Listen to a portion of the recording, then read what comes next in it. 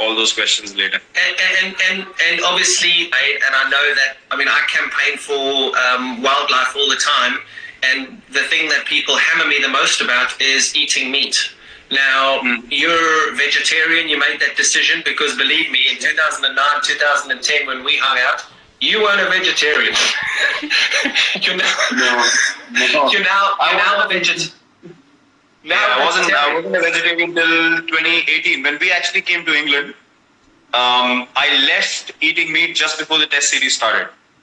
And I'd been thinking about it. I'll tell you the real reason. People use different kinds of reasons and they try and figure out themselves. So in 2018, when we went to South Africa, I got a cervical spine issue while playing a Test match. You got what? Centurion. A cervical spine issue. One of the discs in my cervical spine, they bulged out and it compressed a nerve which was running straight till the little finger of my right hand. So it gave me a tingling sensation. I could barely feel my little finger on the right hand. Wow. I couldn't sleep at night. Yeah, it was hurting like mad. I couldn't sleep at night. And then I got my test done, and my stomach was too acidic. So my body was creating too much uric acid. My body was too acidic. So what was happening was, even though I was taking calcium, magnesium, everything, one tablet was not sufficient for my body to function properly. So my stomach started pulling calcium from my bones, and my bones got weaker. And that's why I got this issue. So that's why I stopped eating meat completely in the middle of the England tour to cut down that uric acid and the acidity in my body. And then I've never felt better in my life, to be honest. I felt amazing. It's almost been 2 years now, and it's the best decision I've taken in my life. Really? It's amazing. You look amazing. And I've tried that now. So I've seen all this, and I watched that film, that Game Changers or whatever, that film. I think you were part of that film.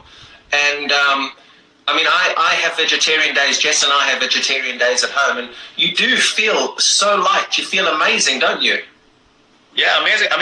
I've never felt better waking up. I've never felt better when I have to recover after a game. If you make me play 3 games a week, which are intense, I'm at it 120% every game. I can recover within a day after a test match and go on another test match. It's so much better than being on meat. Being vegetarian now made me feel, honestly, I felt like, why didn't I do it before? I should have done it 2-3 years earlier, to be honest. It's completely changed everything. You start feeling better, you start thinking better, your body's lighter, you're more positive, you have more energy to do more. So yes, overall it's just been an amazing, amazing change. Are you guys doing it as well? Thank goodness I don't have to play 3 games a week, because there's no way in this world a South African can go without meat, dude. I do it for maybe one day or 2 days a week. If I'm feeling really generous, I'll give it 2 days. But there's no ways. I just can't do it. I got a beautiful barbecue out here. As much as I would love to, as much as you're trying to sell a great story, it just.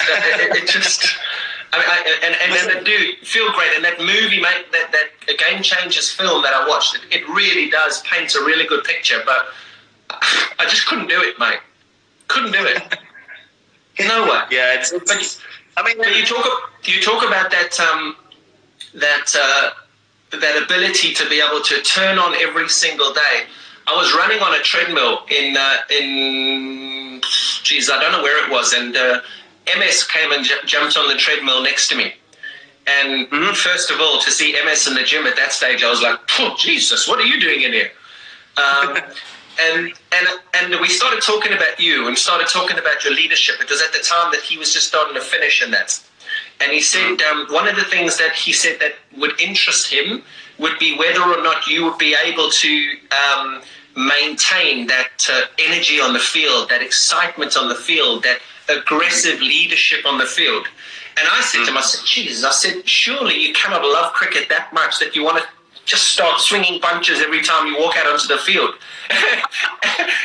and you've done it. Why is it because of your diet, or is it because of what's in between your ears? Not that there's much there. What is it? Yeah, there's a bit of crazy up here as well. I wouldn't deny it. I know. But look, as I said, I know, and you can ask MS that as well. When I played under MS, I was in his ears every over. Maybe we can do this, maybe we can do that. If, there was a time where you had to field on the boundary, I would run from long on to long on. I wanted to be in the right place at the right time. Even now, even if I'm captain or not, I don't think standing on the field I need to behave myself because I'm captain. I need to be able to enjoy the game first and think about strategy and all that later, because that is who I am. So I cannot play any other way. I will give 120% every ball. And I made a promise to myself, the day I stop feeling like I can do it, I'll stop playing. I want to be able to play till the time I play the way I play right now. With the same intensity. So we're going to have to keep talking over the next few years about how you want us to jump in a UFC ring every time you up on a cricket field. I just like to get it going.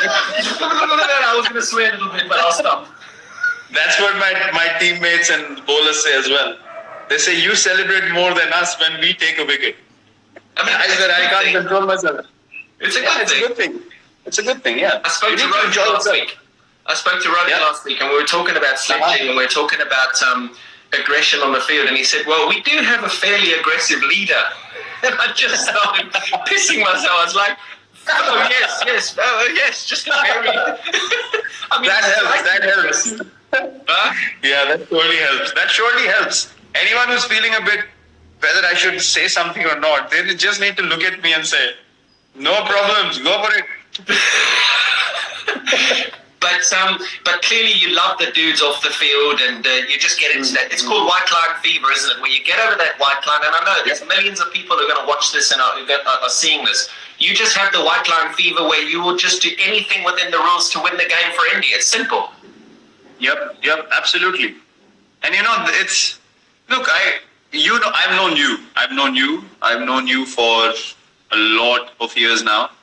And, people say, I've experienced something very strongly. When people don't know you, they have a very, very different picture of you that they paint in their heads.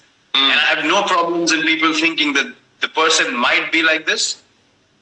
But when you don't know the person, when you haven't interacted with the person, for someone to say that the guy is like that, I don't agree with that. Because you can't create a reality for someone else in your own head and then treat them accordingly. I never do that. I would meet people. I would get to know you, even though I see your body language on the field and I feel like, oh, that doesn't seem really nice. But if you meet me outside the field and we got along, I got along with Bouch. There were different views about Bouch as well. I got along with him amazingly well, with you as well.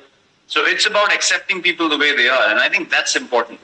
You step off the field and you accept people as just human beings. When your competitive spirit comes out, there's no problem in being competitive, being aggressive. You've had duels on the field. It never gets to physically punching someone in the face. I mean, it would never get to that. It's basically just maybe with you it could have a few times, but not with me. Not with me. I'm too small. I can't take on the big guys physically. That helps. Does the IPL and the friendships that you've created in the IPL make it a little bit more difficult to, when you're playing against Australia, to give a volley to a teammate in another opposition, or does it not matter? When you're playing for India, you're playing for India, and I don't care if you play for RCB, with me, without me, whatever it is, I'm going to beat you, and that's it. Look, IPL has definitely made things much better when it comes to respecting people, especially when you get to know someone. You don't feel internally. I mean, I played against AB.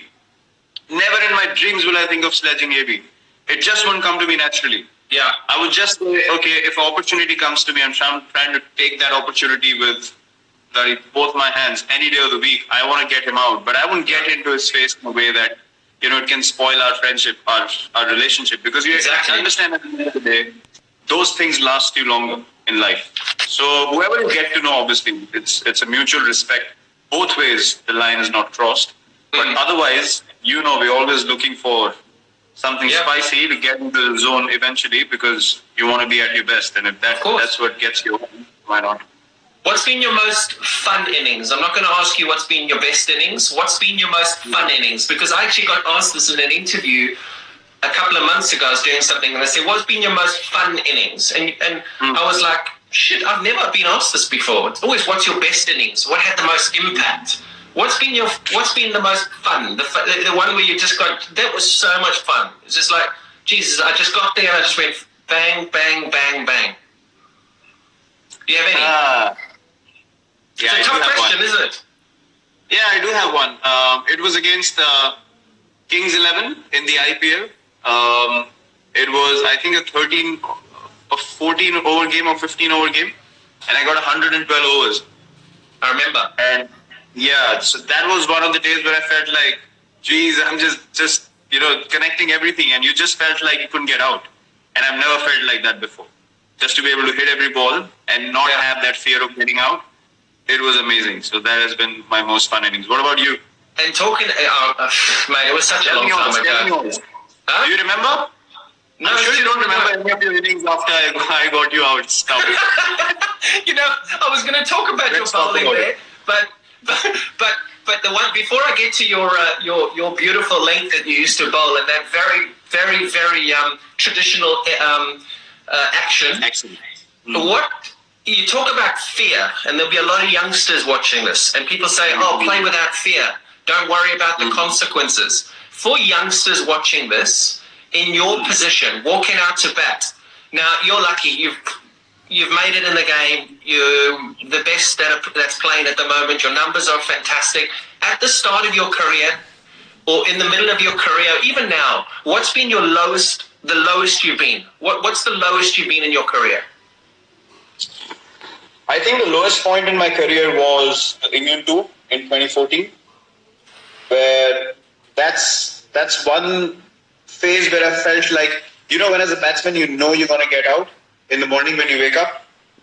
That was the time I felt like that there's no chance I'm getting runs. Really? And yeah, to be able and still to get out of bed and just get dressed for the game and to go out there to go through that knowing that you will fail was something that just ate me up. It just demolished me completely.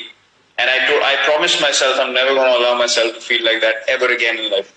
But that was the lowest point and that happened for all the younger guys listening to think right in the game. That happened because I was too focused on doing well from a personal point of view. I wanted to get run. I could never think of what does the team want me to do in this situation. I just got too engulfed with England tour. If I perform here, Test cricket, in my mind, I'm going to feel established and all that crap on the outside, which was not important at all. It just ate me up. I just kept going into a downward spiral, and I just couldn't get out of it. Horrible.